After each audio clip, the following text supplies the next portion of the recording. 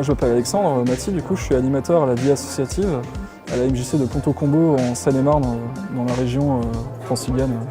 Nous on a accueilli l'exposition en 2015 quand la fédération des MJC d'Île-de-France en parlait.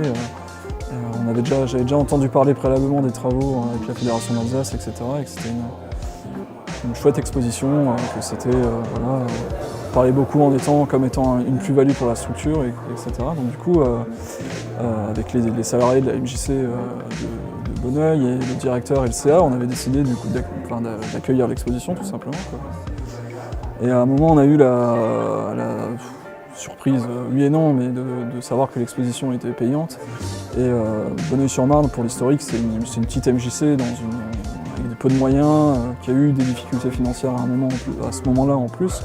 Donc on ne pouvait pas juste dire oui on accueille l'expo juste pour le plaisir, quoi. Il fallait vraiment qu'on se pose tranquillement.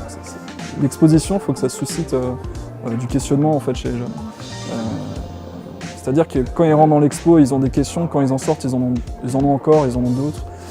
Au-delà d'en avoir d'autres, ils ont aussi une manière de l'appréhender chaque question. Ils ont des outils en fait pour se répondre. Ils ont une facilité peut-être, enfin des nouvelles facilités. Je dis pas que ça reste une exposition de 45 minutes, c'est pas non plus.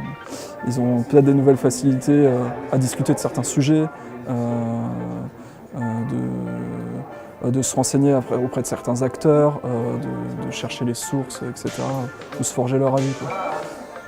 Donc ils sortent avec des questions, mais qui savent comment y répondre en fait à ces questions, et d'eux-mêmes, surtout qu'ils apportent leurs propres réponses et qu'on n'ait pas cette façon ascendante de donner une vérité vraie, qui est pour le coup pédagogiquement, je trouve, on trouvait pas adapté à notre type de structure que les MJC.